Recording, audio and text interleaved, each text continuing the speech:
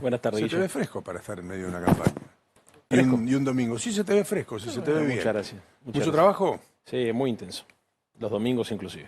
Bueno, en términos de medios, la verdad es que la muerte de Francisco hizo que se enfríe bastante la campaña en los medios, pero entiendo que para ustedes no, en la calle se percibe completamente diferente. Además, una elección que tiene sus particularidades, porque todos se juegan mucho en una elección donde, entre comillas, digo, solo se debate una banca en la legislatura porteña. Parece ser no tan importante en un aspecto, pero en el otro sí, porque en lo simbólico tiene un peso, una carga muy grande esta elección. Y mira, para los porteños es una elección importante porque hay un estado de abandono en la ciudad de Buenos Aires que es evidente. Y mucha gente está buscando soluciones a problemas concretos de la vida cotidiana. El problema de la basura, el problema de la inseguridad, el problema del transporte público. Son temas que se hablan en todos lados, cosa que antes no pasaba.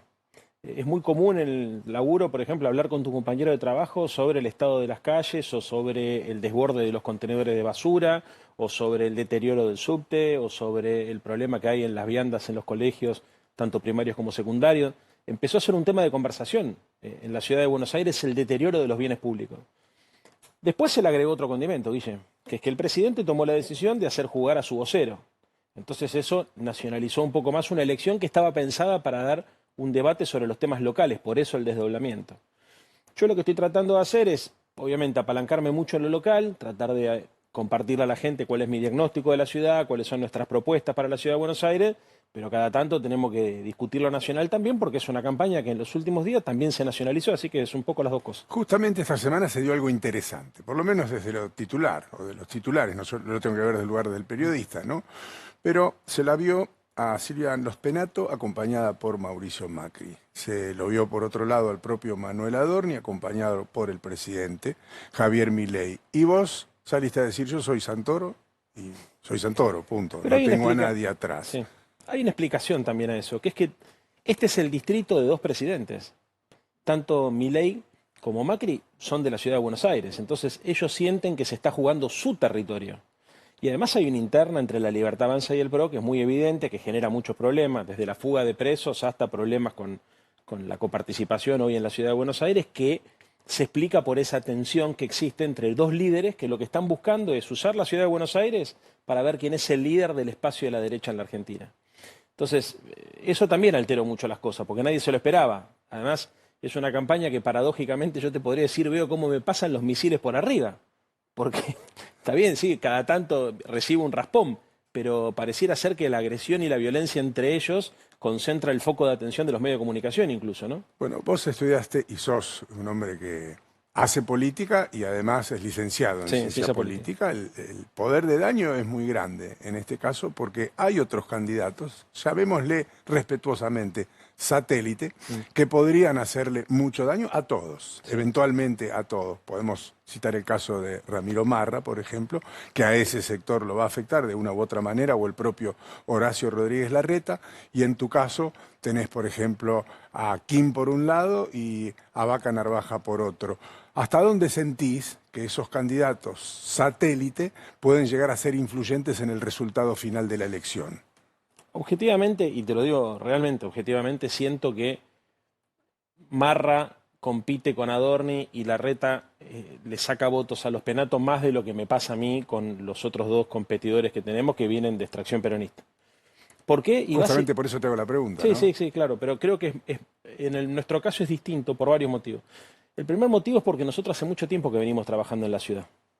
Yo no empecé a recorrer la ciudad de Buenos Aires hace 2 meses, empecé te podría decir desde el 2023, cuando arrancamos con la ilusión de construir una alternativa para jefe de gobierno a la ciudad de Buenos Aires, desde ahí no paré más. Y si bien yo sigo trabajando y funciono como diputado nacional y participo en las comisiones, en el debate parlamentario, estoy todo el tiempo, discuto la ley bases, esto, el otro, también cuando termina mi labor parlamentaria recorro la ciudad de Buenos Aires hace más de 2 años. Entonces tengo una ventaja en relación al resto de otros candidatos, que es que pude durante varios meses primero conocer, segundo estudiar y tercero dialogar con gente de la sociedad civil que nos da una fuerza que se deja ver en las encuestas muchas veces porque ese laburo está hecho. O sea, y eso nos da, con humildad lo digo, pero creo hoy una fortaleza argumental que otros candidatos están empezando a construir en la campaña. Nosotros ya lo hicimos. O sea, yo, si vos querés hablar, por ejemplo, de cómo están los hospitales de la ciudad, me los recorrí a los 35, que son los hospitales que tiene la ciudad. Si querés hablar sobre la educación en la ciudad, recorrí las escuelas de todos los sectores de la ciudad. Si querés discutir cómo está, por ejemplo, el problema de la basura, lo tengo estudiado en profundidad. Eso, de alguna manera, creo que pesa. Y entonces para nosotros la situación es diferente a la de otros que están discutiendo otras cosas. Bueno, cuando Adorni inicia la campaña, la inicia con una motosierra, literalmente llega la motosierra a la ciudad de Buenos Aires. Te vi desarmando una motosierra como contrapartida a esa imagen. ¿Qué es la contrapartida a la motosierra del gobierno en la ciudad de Buenos Aires? La racionalidad y el sentido común y la sensibilidad. Nadie dice que no... Ahí te estamos viendo, desarmando la motosierra. Porque es un símbolo de la crueldad. Yo recuerdo la primera vez que la vi. Pensé que iba a tener un rechazo social más grande del que tuvo. Porque... No, pasó lo contrario, llamativamente. En un sector de la sociedad sí, en otro sector le generó rechazo. De hecho, en la ciudad de Buenos Aires, por ejemplo, viste que fue una elección muy polarizada. Hay mucha gente que la motosierra le da violencia, le da crueldad, que le da injusticia. A mí me lleva a eso, me remite a eso. No me remite una herramienta para construir. Me remite al daño, me remite a la irresponsabilidad, a la desproporción, al exceso. Nadie dice que el Estado no tenía que ajustar sus cuentas y gastar mejor, e incluso gastar menos. La discusión acá es sobre quién la utilizás y con qué lógica vas. Una cosa es utilizar un bisturí para sacar los gastos que están de más y otra cosa es utilizar una motosierra donde por su propia naturaleza el daño que vas a provocar va a ser infinitamente mayor. Y en el caso de los jubilados se vio muy claro. Ahora, mira qué interesante, Leandro, porque vas a terminar hablando de peronismo en este caso. Y si bien esta elección es de la General Paz para acá, todavía no está definido lo que va a pasar en la provincia de Buenos Aires, se definen liderazgos, eso está más que claro. Sí. Si resultás ganador en la ciudad de Buenos Aires, cosa que es factible, porque muchas encuestas te ubican para ganar la elección, incluso ahora dicen que está subiendo Manuel Adolni, pero siempre vos por encima en esta elección. Si ganás, la referencia hacia el año 2027 claramente van a ser la de los ganadores en la ciudad de Buenos Aires, en la provincia de Buenos Aires, eventualmente en algunas de las provincias importantes de Argentina. Es decir, que eso te podría posicionar en otro lado. Yo sé que me vas a decir, falta mucho, la gente todavía no votó, esto va a ser el 18, después del 18 vemos, pero en todo caso estarías en una posición expectante para discutir política de acá al 2027, dentro del peronismo, sin ser peronista, lo que es una gran particularidad. Yo no soy afiliado ni del PJ ni de la UCR. Estoy aliado a un conjunto de partidos, dentro de los cuales el PJ obviamente es el partido más numeroso y más representativo de esa coalición. Pero siempre dijimos que estamos tratando de construir una alianza social mucho más amplia. Y es el laburo que estamos haciendo, tratando de que barrios que por ahí no tenían agendas comunes empiecen a ver que tienen problemáticas parecidas. Que es un poco la explicación de cómo construimos una ciudad equilibrada, ¿no? Que haya una ciudad donde hacia el oeste, por ejemplo, podamos mirar el transporte público pensando que la gente no tiene por qué demorar 1 hora y media en llegar al centro, como pasa muchas veces porque no llega el subte. Y estoy tratando también de poner en agenda temas que durante muchos años se escondían abajo de la alfombra, como la necesidad de discutir los contratos con las empresas que terciarizan los bienes y servicios públicos, como la basura, como el subte, o el tema de los negocios inmobiliarios que afecta a toda la ciudad, pero fundamentalmente al centro y al norte de la ciudad, se ve muy afectada por el descontrol inmobiliario, la construcción de torres indiscriminadas, la ruptura del tejido urbanístico, el cambio de morfología de los barrios. Y eso, viste, es una forma distinta de hacer política, porque es la contracara de lo que propone Milei. No es enfrentar a los argentinos o a los porteños, es tratar de recuperar ese espíritu de comunidad. Yo lo que estoy tratando de hacer es unir reclamos, ¿viste? Yo sé que en Soldati hay reclamos sociales muy fuertes. Sé que en el sector oeste hay reclamos con el tema del transporte urbano y público. Y sé que en el norte hay un problema con el código urbanístico y con el descontrol inmobiliario. Entonces, en lugar de enfrentar esos barrios por clases sociales, estoy tratando, y creo que lo venimos haciendo bien, de juntar, ¿entendés? De tratar de encontrar cuáles son las similitudes, cuáles son los puntos de contacto y construir una propuesta común. Estuviste bien, saliste jugando, la tiraste un poco afuera, era lo que tenías que hacer. Ahora, te dije al principio, saco una tarjeta, digo, bueno, los Penato, sí. Macri, y claramente ahí hay una coincidencia, se los ve juntos, Macri hace campaña para los Penatos, sacamos una segunda carta, vuelvo a decir, Milei, Adorni, claramente hay una línea. ¿Con quién habla Santoro? No te digo con quién trabaja, ¿con quién habla Santoro de los dirigentes del peronismo? ¿Habla con Cristina, habla con Kicillof, habla con Massa, habla con todos? No, pero Hablo con todos, yo hablo hasta con Mauricio Macri. ¿Cómo? Que yo hablo con todos los dirigentes. ¿Con Mauricio Macri hablas también? Sí, claro. Tengo buen diálogo con todo el mundo. Por supuesto que tengo diferencias ideológicas. Y están siempre presentes y claras. Por supuesto que mi espacio de referencia es un espacio absolutamente distinto. ¿Te molesta que te definan kirchnerista? A ver, no es mi identidad, yo vengo del alfonsinismo, se lo he dicho a todo el mundo, a todos los dirigentes del kirchnerismo se lo he dicho y creo que eso es lo que me valoran y por eso es que tengo la posición política que tengo, el lugar de representación que tengo, porque todos entendemos que lo que hay que hacer es construir una mayoría más amplia, Guillermo. Y lo que hay que construir es una alianza social. Hay debates que nosotros vamos a tener que dar con inteligencia. Por supuesto que yo creo en las identidades partidarias. Yo soy un hombre que me formé en la Unión Cívica Radical. Después el radicalismo, desde mi perspectiva, se desnaturalizó, giró hacia la derecha, me dejó de representar y me fui sin deberle nada a nadie y en buenos términos. Yo tengo buena relación con el radicalismo. Ahora, el peronismo representó durante muchos años un espacio político más humanista, más sensible, más desarrollista y tenía más que ver con mi ideología. Esa realidad, yo lo que tengo que hacer ahora es tratar de resignificarla para la ciudad de Buenos Aires, porque tengo perfectamente claro que para enfrentar la motosierra, que no solamente utiliza Javier Milei, que sino también respalda Mauricio Macri y Jorge Macri, porque cuando se trata de respaldar el programa económico, ahí no encontrás diferencia. Para enfrentar eso, yo tengo que armar una coalición, como te decía recién, de distintos barrios, de distintos sectores sociales, pero también con la expectativa de que algún día puedan confluir los partidos populares de nuestro país.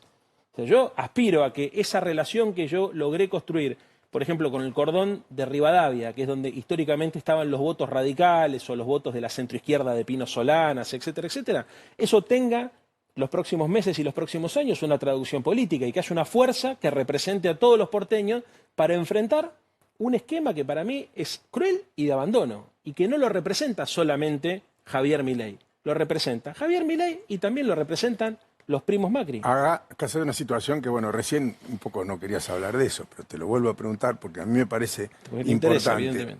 Vos tenés un sello, ese sello es diferente, tiene un color, un corazón, otro estilo, se aleja de lo que venía siendo el peronismo, el kirchnerismo, la alianza que competía en la ciudad de Buenos Aires, llámala como quieras.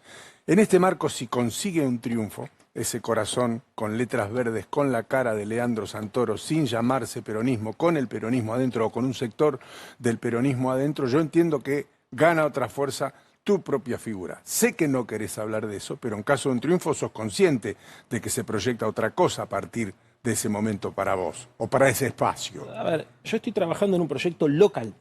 Si vos me preguntás qué modelo te inspira, el del peronismo cordobés. Ok. ¿Qué hizo el peronismo cordobés? Fíjate que si hay una provincia gorila, Guille, si las hay, es Córdoba, ¿no? Y una ciudad... Fue amarilla y violeta, sí. Bueno, pero es muy raro, porque a nivel nacional lo votan a Macri, lo votan a Milei, pero sin embargo cuando les toca elegir intendente o gobernador, eligen candidatos del peronismo. ¿Por qué sucede eso? Porque hay un peronismo que entendió la producción, que entendió la idiosincrasia de los cordobeses, que entendió la necesidad de incorporar otros sectores, donde también hay un sector del radicalismo, hay sectores amplios, digamos, ¿no? Hay una construcción más inteligente que para mí es la que tiene que orientar nuestra construcción en la ciudad de Buenos Aires. A mí me encantaría poder decirte, a ver, acá no hace falta un proyecto local porque la ciudad de Buenos Aires ya lo resolvió, pero no lo resolvió. La ciudad de Buenos Aires no tiene es una provincia relativamente joven, la última, por el tema de la autonomía, es una autonomía relativamente novedosa. Viste que hasta la reforma del 94... Muy pocos jefes electos tienen claro, en su historia. Y muy poca gente recuerda que antes el jefe de gobierno lo ponía el presidente. Entonces, en el resto del país, esto que yo te estoy diciendo, es muy normal. Es raro en la ciudad de Buenos Aires, pero porque no tenemos memoria histórica de una construcción local. De hecho, quiero hacer memoria cuándo fue la última vez que se votó separada la elección local de la nacional y no me acuerdo, digamos. En general, viste que votamos legisladores o jefes de gobierno pegado con la boleta presidencial o de los cargos nacionales. Entonces, esto es una oportunidad, porque el resto de las provincias argentinas hacen este trabajo. Y muchas veces vos encontrás fuerzas provinciales que confluyen distintos sectores, que por ahí a nivel nacional a veces tienen posiciones distintas, pero que a la hora de defender los intereses de su provincia se ponen todos la misma camiseta. Y un poco eso es lo que yo aspiro a hacer en la ciudad de Buenos Aires, para defender un modelo de ciudad productiva, de progreso, ambiciosa, justa, equitativa, que tenga vocación de volver a convertirse en la capital cultural de América Latina, que tenga vocación de capturar talento, de crecer, de desarrollarse, de invertir en lo que hay que invertir, yo soy consciente que tengo que sumar mucha gente que venga de distintas tradiciones. No puedo ni con los peronistas ni con los radicales. Tengo junta peronistas, radicales, sectores progresistas, independientes. Hay que abrir la cabeza, hay que ampliarse. En un rato hablamos, quiero que cierres con algo de prospectiva, ¿no? Porque terminamos siempre hablando de vecinalismo. Le pasa a todos los que son candidatos, a intendentes, a legisladores, a concejales que terminan hablando del problema de la gente en la esquina, porque es el problema que tiene la gente, pero difícilmente se pueda proyectar 30, 40, 50 años hacia adelante, que es importante en una ciudad de volumen de Buenos Aires. Ahora, ¿no estirás un poco el cuello y mirás del otro lado de la General Paz? Primero porque hay que interactuar. Y segundo, porque en la provincia de Buenos Aires se va a dar otra gran batalla donde no hay acuerdo de ningún tipo en ningún frente, no solamente en el espacio donde te sentís cómodo, sino en ningún frente. En este momento no hay ningún tipo de acuerdo en la provincia de Buenos Aires. ¿Cómo haces para hacer algo concreto en Buenos Aires con ese despelote al lado? Es que ya lo hicimos, porque de hecho en nuestra lista, por ejemplo, que como te decía recién, están todos los sectores del peronismo. Hay sectores que en la provincia de Buenos Aires compiten o tienen diferencias, pero que en la ciudad de Buenos Aires se sienten representados en nuestra lista. A ver, no quiero explicarle a nadie cómo se hace política. Yo digo cómo hicimos nosotros. Sí, ¿cómo lo estás haciendo? Escuchamos se todo, entiende. Arrancamos mucho tiempo antes, con una agenda, con un programa de gobierno, con un diagnóstico de la ciudad, con una propuesta de mediano y largo plazo. Es muy importante en política de poner el ego. El ego, créeme, Guillermo, es muy difícil. Créeme, Guillermo, lo que te digo, que muchas veces el ego y la vanidad sobredeterminan la política. Es decir, esta gente, ¿por qué se está peleando? Te van a inventar cualquier cosa. Pero muchas veces de lo que se trata, y esto te digo en todos los partidos, o sea, y explica mucho de los comportamientos que uno ve de dirigentes que son racionales, sofisticados. En realidad hay una lastimadura del ego y después construyen un argumento político para disimular que en realidad es porque tenían un problema de cartel. Es interesante, es así, y te lo creo. ¿Sabes por qué te lo creo? Sí. Porque a vos te nombraron como posible ministro de Alberto Fernández. Es más, yo creo que en algún momento sentiste que ibas a ser ministro de Alberto Fernández, no lo fuiste y políticamente te repusiste. Y para eso hay que estar muy centrado. Y sobre todo hay que saber correrse. Hay que saber decir que no y hay que empezar de nuevo, cosa que es muy difícil. Yo siempre tuve claro cuál era mi función. Y siempre tuve claro cuál era mi vocación. Yo tengo vocación de servicio, vocación política, soy muy pibe. Lo que me moviliza a mí es la necesidad de ayudar y de sentirme útil, ¿viste? De poder hacer algo por los demás, de darle un sentido a mi vida. Tengo formación católica. Desde que soy muy pibe, primero desde la religión, después de la filosofía y finalmente desde la política, llegué a la conclusión de que para que la vida tenga sentido uno tenía que hacer algo más que subirse a la rueda del hámster y estar todos los días enloquecido por reproducirse solamente, ¿no? De forma material. Sí, una cosa es el poder y otra cosa es... claro, es encontrarle sentido a esto, ¿entendés? No, y la lucha por el poder es una parte, pero también es la vocación de servicio, ¿entendés? O sea, hay algo que es muy importante, que es que uno tiene que tener claro ¿para qué está? Por ejemplo, una de las ventajas que creo que nosotros modestamente tenemos es que escuchamos mucho a la sociedad. Yo creo entender qué es lo que pasa en la ciudad de Buenos Aires. O sea, de verdad creo, incluso aunque sucedan cosas con las cuales yo no comparto. Por ejemplo, vos me decís, che, Javier Milei, ¿tiene votos? Sí que tiene votos. La motosierra, Leandro, para vos eso es un sinónimo de crueldad. Sí. ¿Vos creés que hay gente que la valora positivamente? Sí, claro que sí, me di cuenta. Ahora, yo le estoy hablando también de un sector de la sociedad que ve la motosierra y se asusta porque recuerda que le sacaron el remedio a los jubilados, que le recortaron las jubilaciones, ¿entendés? Ahora, el mensaje no es con motosierra, no es con violencia, no es con exageraciones, no es con fanatismo, Guillermo. ¿Entendés? No es con fanatismo, yo entiendo todo. Como yo te decía recién, hablamos con todo. Yo puedo hablar con la gente del PRO, puedo hablar con cualquiera. Con respeto, entendiendo que lo más importante es aceptar la diversidad y ser tolerantes con el otro. Muchas veces uno lo ve al presidente de la Nación y lo ve muy intolerante. ¿Entendés? O sea, a ver, yo hice un aviso que en realidad es un spot de 30 segundos, sin decir una palabra.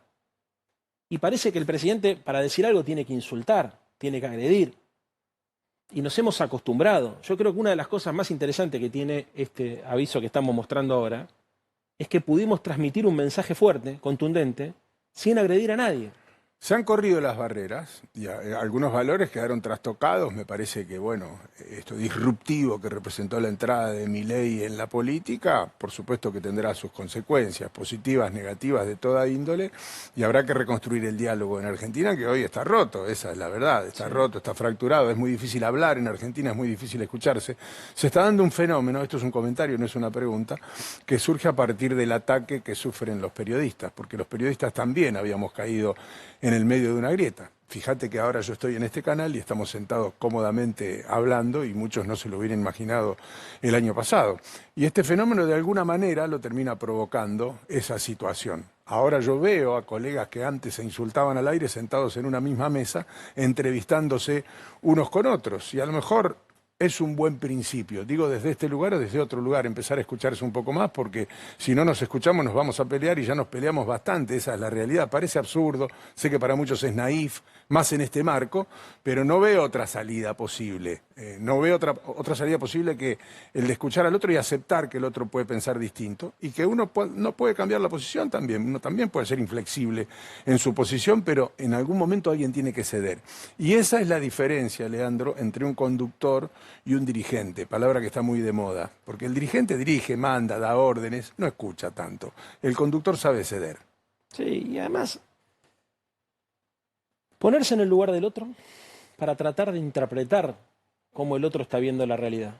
Es muy soberbia la posición de quienes piensan que la forma de ver de uno es la única forma posible de interpretarse los fenómenos políticos y sociales. Ah, ¿no la ves así? Entonces sos un mandril. La realidad... ¿Te molesta eso? Sí. Mandril, kirchnerista, amigo de Alberto, la descalificación, más, digamos. Me molesta más, no, eso en lo personal no me jode, me molesta lo cultural, digamos, ¿no? La idea de que hay alguien que es el dueño de la verdad y que hay alguien que se arroga a sí mismo la bondad y que tiene además, o que se autopercibe tan superior al otro que puede señalar con el dedo quiénes son los malos y quiénes son los enemigos. Me parece peligrosísimo eso. Eso me parece peligrosísimo. Me parece peligrosísimo no entender que la realidad es una cuestión de perspectiva. No hay una única lectura de la realidad. La realidad es cúbica, vos podés ver 3 lados. Los otros 3 lados se te escapan por una cuestión de perspectiva. ¿Entendés? Entonces, si eso no se entiende la democracia. No se entiende la tolerancia social, no se entiende la convivencia pacífica. Porque si uno piensa de verdad, y eso es el problema de los fanatismos religiosos, políticos, de cualquier índole, que la verdad lo asiste solamente a uno y que es una lucha del bien contra el mal, inevitablemente eso, Guillermo, termina en violencia. Ya lo vivimos. Ya en nuestro país ya lo vivimos. Entonces yo creo que hay que ser más tolerante, más flexible, no hay que enojarse con el que piensa distinto. También hay que entender que hay gente que puede pensar una cosa hoy y después puede cambiar de posición. A ver, yo creo en eso. Yo también creo en eso. Sí, yo creo en eso. ¿Cómo no voy a creer en eso? Digamos, porque entonces no creería en el conocimiento. Algunos lo llaman coherencia, para mí es la más grande incoherencia, pensar que alguien puede pensar lo mismo a los 25, a los 35, a los 45 con un contexto completamente diferente. Lo que no significa que muchas veces también uno preserve los mismos valores que tenía cuando era chico. Es otra cosa. Eso es otra cosa. La ética y la moral es otra cosa, ¿no? Exactamente. Sí. Entonces yo creo en eso, ¿viste? Y me parece muy peligroso que la sociedad esté todo el tiempo tratando de trazar una línea. No la sociedad, pero la dirigencia política esté tratando de convencer a la sociedad que hay que trazar una línea entre los buenos y los malos. Ahora sí, me gustaría cerrar con algo que es por fuera de la discusión política, porque uno tiene la obligación como periodista de buscar los títulos, por eso te preguntaba cosas que concretamente buscan un título, pero pasábamos hace un rato algo que ocurrió en Río de Janeiro, que era el espectáculo de Lady Gaga, que incluso esta semana se discutió bastante y se lo comparó con lo que en su momento pasaba en Argentina con los artistas contratados por el Estado, para mí mal comparado, porque una cosa es contratar a un artista para que lo vean los vecinos, que no está mal, y otra cosa es contratar un artista para posicionar una ciudad en el mundo, que es lo que pasó en Río de Janeiro. Y citaba un ejemplo que me parece que es valioso, que la playa de Río de Janeiro, en este caso la playa de Copacabana, en el año 1970 no existía, es decir, que hubo alguien que imaginó que ese lugar podía ser una playa, inventó una playa refulando arena desde el océano con dragas que trajeron de Holanda, hicieron la playa más famosa del mundo en un lugar donde no había playa. Se discontinuó, sí, algunos siguieron con la línea, otros no, a veces la abandonaron, se volvió violenta, después la limpiaron, después empezó de nuevo, pero ayer hubo un recital donde hubo 2.700.000 personas porque alguien alguna vez en 1970 se lo imaginó. Y esa es la pregunta final. 50 años. pensar más allá de nuestra propia existencia. Ni hablar. Que nadie está hablando de eso ahora en ningún aspecto en Argentina. Nadie está hablando por encima de su propia existencia. Es más, nadie está hablando más allá de pasado mañana. Está muy bueno, sí. Eso es planificar. La planificación implica pensar en la posteridad como concepto, que es el concepto que está ausente en esto que decimos. Claro, vivimos en la era de la inmediatez. Lo que pasó ayer ya es viejo. Probablemente lo que pasó hoy a la mañana ya es viejo. Entonces, planificar a 50 años es algo tan importante como aburrido para la lógica de la comunicación. Gente no lo puede escuchar. Eso es lo extraordinario. La gente quiere que le digas cómo le vas a tapar el pozo una vez que ganes las elecciones, y además, si es que las ganás. Lamentablemente, hay una tendencia mundial a lo inmediato y a lo efímero y al escepticismo. Porque ¿sabés qué tenés que tener para planificar a 50 años? Confianza. ¿Entendés? Tenés que reconstruir la credibilidad, la confianza, la capacidad de imaginarnos que podemos hacer cosas juntos por mucho tiempo. Entonces, en un momento donde el escepticismo parece que nos gobierna a todos, donde todo es efímero, los matrimonios, las relaciones humanas, las amistades, los trabajos, todo cambia todo el tiempo, a veces parece pasado de moda esto. Pero, para cerrar también te diría, volviendo al tema de la ciudad, a esta ciudad y a todas las ciudades, eso también es responsabilidad del gobierno y del Estado. Más que del gobierno, del Estado. Porque para planificar a 50 años vos tendrías que tener un acuerdo político con todas las fuerzas. Yo siempre pongo el ejemplo. No lo puede hacer uno solo. No lo puede hacer. Israel logra reponerse de la crisis hiperinflacionaria más importante de su historia con un acuerdo político de todos los espacios. Y cuando vos ves en las experiencias internacionales sobre los temas más conflictivos que se te ocurra, cuáles fueron las salidas, siempre fueron salidas consensuadas. O fueron dictaduras sangrientas que costaron millones de muertos, o fueron pactos consensuales que permitieron que gente que pensaba distinto pudiera soñar en conjunto, definir comunes denominadores y proyectar algo compartido. Gracias por haber venido. En este marco duro de discusiones que a veces van por otro lado, donde importa el título, valía la pena tomarse un tiempo para charlar un poco más distendidos. Me parece que por ahí el título va por otro lado, ¿no? La agresión está a la orden del día. Lamentablemente, la agresión es lo que vende hoy por hoy y hay que buscar otros caminos alternativos. Es un mensaje creo que para todos. Esta elección va a ser importante, créame, más allá de si gana uno, gana otro, más allá de lo que digan las encuestas, más allá de quien resulte el vencedor, entre comillas, es una elección que va a marcar el camino de lo que pase después en todo el cronograma electoral de la República Argentina, porque están jugando los caballos del comisario en la elección de la Ciudad de Buenos Aires. Y ahí se van a definir muchas cosas, incluso un acuerdo en la provincia de Buenos Aires, si es que lo va a haber, quien gane en la provincia de Buenos Aires eventualmente, posteriormente, y lo que pase en la elección de octubre. Y por supuesto la continuidad de 2 años del gobierno con comodidad o no, y el posicionamiento de nuevas figuras para competir en 2027. Todo eso empieza con el cronograma del 18 aquí en la ciudad de Buenos Aires. Leandro, gracias por haber venido, por haberte tomado este tiempo. Espero que te hayas sentido cómodo. Por supuesto. Voy para allá.